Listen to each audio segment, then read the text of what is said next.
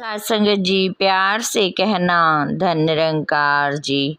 सात संगत जी दासी आज अहंकार पर सात संगत जी विचार रखेगी कि सात संगत जी किस तरह से अहंकार ने रावण को भी मिट्टी में मिला दिया। सात संगत जी एक समय की बात है कि कबीर जी यानी मुनिंदर देव जी रहा करते थे। उनके समय में सात संगत जी जो ऋषि मुनिंदर जी थे, उनके समय में सात संगत जी बहुत ही दुखी इंसान हुआ करते थे।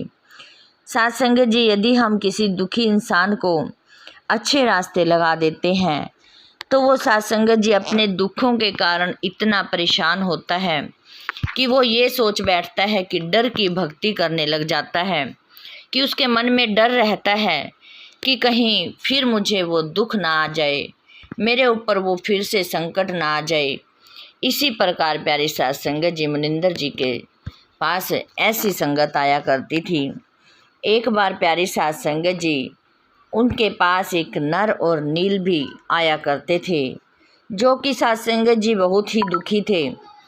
तो जब उन्होंने मुनिंदर जी ने कहा कि तुम यहाँ रहने वाले सभी जो ये आते हैं दुखी हैं, किसी के हाथ पैर नहीं, किसी का कोई दुख है, किसी को कोई बुजुर्ग है, तो तुम इनके बर्तन मांज लिया करो, कपड़े धो लिया करो। ये सेवा भी एक महान होती है। यदि तुम सेवा करोगे तो तुम्हारे दुख भी दूर हो जाएंगे। प्यारी सात संगत जी नर और नील दोनों ही इस सेवा में जुट जाते हैं।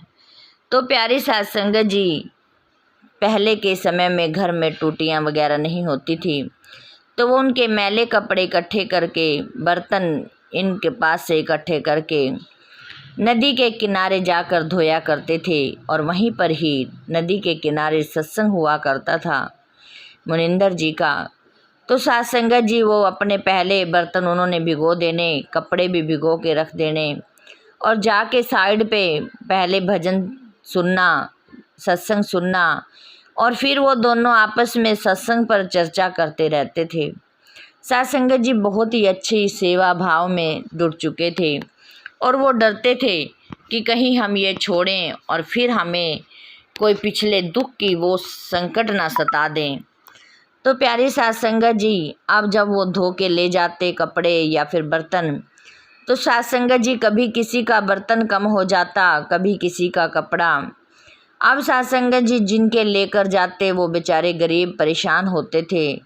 उन्होंने कहा कि तुम ऐसे करो, हमारे ये कपड़े और बर्तन छोड़ दो धोने के लिए, क्योंकि हमने तो बड़ी मुश्किल से लाते हैं और तुम हमारा कभी कोई गुम कराते हो। सात संगत जी कहने का भाव यह है कि ये मुनिंदर जी तक बात पहुंच गई। उन्होंने वहां पर बुलाया। सात संगत जी अब ये दोनों घबरा गए कि कहीं ये हमारी सेवा ख़त्म ना कर दें, सेवा से हटा ना दें और फिर हम परेशान हो जाएं। सात संगत जी उनके चरणों में गिर गए और कहने लगे कि गुरु जी हमारी ये सेवा हमसे छीनना मत। सात संगत जी मुनिंदर जी ने कहा कि तुम ये सेवा रहने दो, तुम कोई और सेवा कर लो। सात संगत जी वो दोनों घबरा गए कि हम सत्संग भी करते हैं वहाँ पर और हमारा काम भी सेवा भी हो जाती है, हमसे ये छूटना नहीं चाहिए। तो प्यारी सात संगत जी वो मुनिंदर जी के चरणों में गिर जाते हैं और कहते हैं नहीं प्रभु, हमें यही सेवा चाहिए, हमसे ये सेवा ना छीनो। प्यारी सात संगत जी उन्होंने कहा ठीक है। अब उनको भी लगा कि ये तो सच्चे भाव से सेवा करते हैं, इनसे सेवा ये नहीं छीननी चाहिए। सात संगत जी उन्होंने आशीर्वाद दिया कि ठीक है अब तुम जाओ, अब आज से कि तुम्हें वर देता हूँ कि कोई भी बर्तन या फिर कपड़ा कोई डूबेगा नहीं, जहाँ तुम रखोगे पानी के पास वहीं का वहीं रहेगा। प्यारी सात संगत जी वो गए। सात संगत जी कांसे के बर्तन हुआ करते थे, तो वो वजन से भारी होते थे, जब उनमें पानी डालते थे वो पानी में डूब जाते थे। सात संगत जब उन्होंने पानी में डाला तो जहाँ रखा पानी के ऊपर वहीं के वहीं टिक गए, इधर से इधर टस से मस भी नहीं हुए, ऐसे ही कपड़े। अब प्यारी सात संगत जी वो बहुत खुश हुए। अब एक कहने लगा कि ऐसा देख लो कि आप कोई कंकड़ पत्थर उठा कर रख के देखो कि वो भी डूबता है या नहीं। प्यारी साध संगत जी, उन्होंने पत्थर उठाए, पानी में रखा। साध संगत जी वो भी नहीं डूबे। एक तरह से उनको वर मिल चुका था, उनको वरदान मिल चुका था कि तुम जो भी चीज़ पानी में रखोगे वो त्यों की त्यों रखी जाएगी। प्यारी साध संगत जी, अब वो बड़ी ही आनंद से अपना सेवा में जुटे हुए हैं। इधर प्यारी साध संगत जी, मुनिंदर जी, महात्मा जी, साध संगत जी बहुत परेशान रहते थे ऋषि जी कि यहाँ पर तो सारा ही अहंकार का इलाका छाया हुआ है। साध संगत जी, वो एक बार श्रीलंका के अंदर साध संगत जी एक चंद्र विजय नाम का भाट रहता था। साध संगत जी, उनके घर में कुल 16 सदस्य थे। वो श्रीलंका में ही रहते थे। अब साध संगत जी, मुनिंदर जी ने सोचा कि इनके यहाँ का भी कष्ट दूर करना चाहिए, यहाँ की गरीबी भी दूर करनी चाहिए, यहाँ का अहंकार भी मिटाना चाहिए। एक बार उन्होंने, ऋषि मुनि तो थे ही, वेश बदल कर जो विजय भट्ट का साध संगत जी नामक का, चंद्र विजय का नामक का साध संगत जी रहता था, उसके घर के आसपास ही एक कुटिया बना ली और वहाँ जाकर बैठ गए। साध संगत जी, जो विजय, चंद्र विजय नामक साध संगत जी भाट वहाँ से गुजरा, जाते हुए उनको प्रणाम किया और प्रणाम करके चले गए। वापसी में प्यारी साध संगत जी फिर उनसे मिले और उनके साथ बैठकर बातचीत की। उन्होंने, साध संगत जी, मुनिंदर जी ने प्रभु भक्ति का गुणगान किया। सारे साध संगत जी सृष्टि के रचनहार थे। साध संगत जी उनको सारी बात बताई, सारा विचार किए तो साध संगत जी उनको अच्छे लगे। तो उन्होंने कहा कि महात्मा जी दास की कुटिया भी यहीं पास में ही है, क्यों ना आप हमारे घर चलो, और भी सदस्य हैं हमारे घर पर, आपके ये विचार वो भी सुन लेंगे। साध संगत जी वो तो यही चाहते थे कि यहाँ का उद्धार करना है। अब साध संगत जी उनके साथ चंद्र विजय नामक साध संगत जी जो भाट रहता था उनके घर चले गए। वहाँ पर और भी सदस्य थे। उनको साध संगत जी आसन बिछाया, अलग से सब कुछ सेवा पानी किया। वहाँ पर उन्होंने साध संगत जी सारी प्रभु इच्छा की बातें बताई। जो भी साध संगत जी अच्छी विचार किए, निरंकार से मिलते जुलते साध संगत जी सारे विचार रखे। तो साध संगत जी, उनकी पत्नी कहने लगी, नहीं नहीं, हम ज्ञान नहीं लेते, हमें तो इतना अच्छा नहीं लगा, आपने लेना है ले लो। प्यारी साध संगत जी तब चंद्र विजय नामक जो भाट थे उन्होंने वहाँ उनसे नाम लिया और उसका साध संगत जी, अब वो सारे गांव में वो जो 16 सदस्य थे साध संगत जी, वो जाकर साध संगत जी सबके ही, जैसे कि रावण के पास इधर साध संगत जी पूरी ही लंका में जाते थे, वो उनको कोई चुटकुले सुनाना यानी कि उनका मनोरंजन कराते थे। प्यारी साध संगत जी, अब वो मुनिंदर जी उनके पास हर रोज़ आते, चंद्र विजय साध संगत जी भाट के पास, और गुणगान करते, प्रभु इच्छा का गुणगान करते। प्यारी साध संगत जी जो जो वहाँ यहाँ सुनाते, वो साध संगत जी श्रीलंका में जाकर जहाँ पहले चुटकुले आदि सुनाते, जो भी साध संगत जी मनोरंजन कराकर फिर वो कथा का सार रख देते जो जो महात्मा जी सुनाते थे। ऐसे ही प्यारी साध संगत जी सुनते सुनते अब वो उनके जो 16 सदस्य थे सारे के सारे ही नामदान ले लिया। साध संगत जी ज्ञानवान हो गए। अब साध संगत जी जो उनकी पत्नी थी उसका नाम साध संगत जी कर्मवती था। अब वो रावण की पत्नी की मंदोदरी के पास जाया करती थी और साध संगत जी चंद्र विजय भाट जो था वो रावण के पास जाया करता था। रावण को भी प्यारी साध संगत जी उसने काफ़ी समझाया। अब रावण कहने लगा कि मुझे ये बाद में तू भाषण सुनाता है, जो ये बाद में कथा रूपी क्या सुनाता है, मुझे अच्छी नहीं लगती, मुझे नहीं सुनाया कर।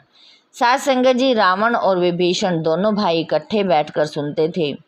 अब प्यारी साध संगत जी जो भगवान की बातें होती हैं, जो एक अहंकार रूपी इंसान होता है उसके मन में नहीं टिक सकती। प्यारी सास संगत जी, अब जो विभीषण था उसको अच्छी लगने लगी। वो कहने लगा कि ठीक है भाई, नहीं सुनते तो कोई बात नहीं, मुझे सुनाया करो। प्यारी सास संगत जी, आप जी ने भी सुना होगा कि विभीषण परम भगत थे, इसीलिए प्यारी सात संगत जी वो सारी बात सुनते रहे। और इधर सात संगत जी वो कर्मवती मंदोदरी को कथा सुनाती, भगवान की बातें करती।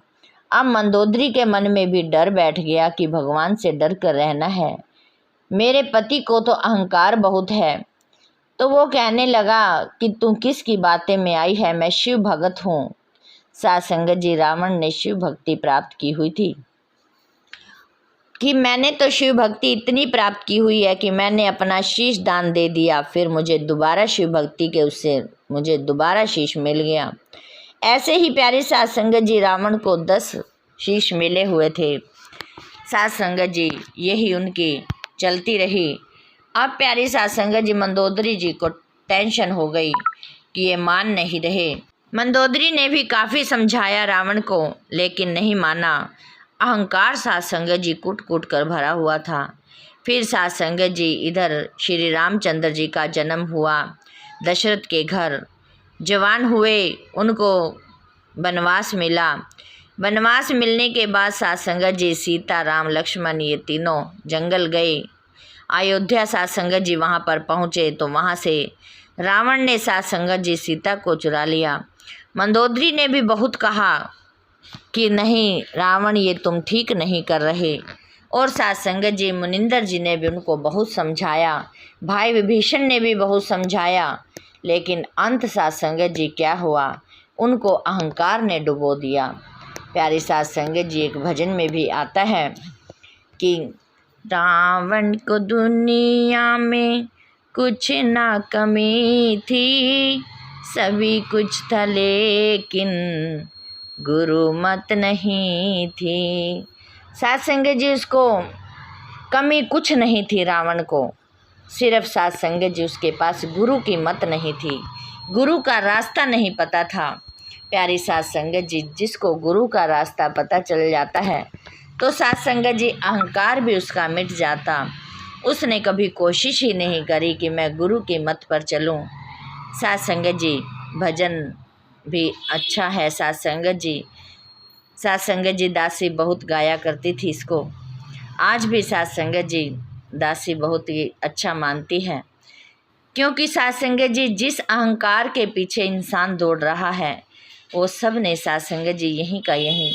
जब रावण जैसे का अहंकार नहीं रहा तो सात संगत जी आज हम क्या हैं। सात संगत जी यही रावण के साथ, उसकी सात संगत जी क्या हुआ कि उसका फिर लड़ाई शुरू हो गई, लड़ाई की तैयारी हो गई, लेकिन सात संगत जी उसने किसी की नहीं मानी।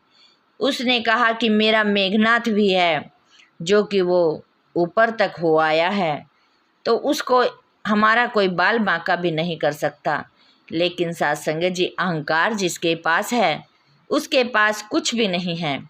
जिसके पास सिमरन है सात संगत जी, सतगुरु है, निरंकार है, उसी का ही सब कुछ है। प्यारी सात संगत जी दासी, प्यारी सात संगत जी बहुत लंबी वीडियो हो गई है, तो सात संगत जी दासी यहीं पर ही इजाज़त लेगी। सात संगत जी दासी से गलती बहुत सारी हो गई होंगी, अनजानी बच्ची समझकर सात संगत जी दासी को क्षमा करना और सात संगत जी दासी के साथ बने रहना। सात संगत जी प्यार से कहना, धन निरंकार जी।